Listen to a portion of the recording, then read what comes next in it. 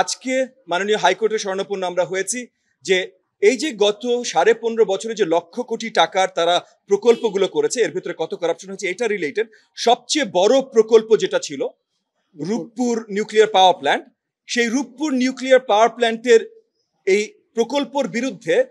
গণমাধ্যমে অনেক লেখালেখি এসছে, অনেক আলোচনা এসছে যে এখানে $5 বিলিয়ন পর্যন্ত শেখ হাসিনা এবং উনার পরিবার বর্গরা করাপ্ট প্র্যাকটিসেসের মাধ্যমে এই দেশ থেকে পাচার করে মালয়েশিয়ান ব্যাংক অ্যাকাউন্টসগুলোর মাধ্যমে তারা তাদের দেশে নিয়ে গেছেন। এবং এটা অবভিয়াসলি অনেকগুলো ইনভেস্টিগেটিভ জার্নালিজম রিপোর্টের মাধ্যমে আমরা জেনেছি। একই সাথে আমরা যেগুলো পরিষ্কার বাংলাদেশের গণমাধ্যমে দেখেছি যে আপনার 1,500 টাকার হাতুড়ি 90,000 টাকায় কেনা হয়, 7,000 টাকার ওয়ার কাটার 46 লক্ষ টাকায় কেনা হয়।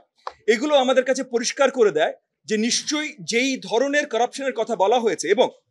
পরিষ্কারভাবে বিদেশি গণমাধ্যমে এসেছে যে শেখ হাসিনা খুদ,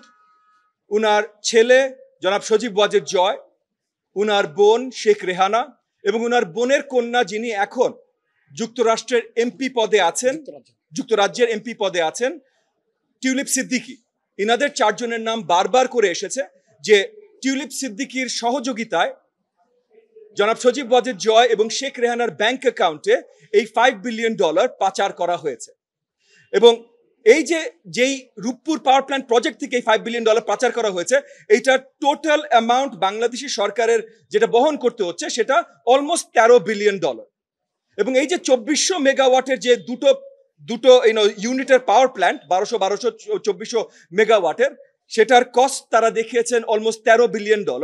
একই ধরনের দুটো ইউনিট কুন্দাকুলম ইন্ডিয়াতে এই একই রোস্টারম কোম্পানিটাই তারাই স্থাপন করেছেন, সেটার তাদের পুরো খরচ হয়েছিল $6.5 বিলিয়ন। সো তাহলে এখানে আমরা দেখছি যে অলমোস্ট ডাবল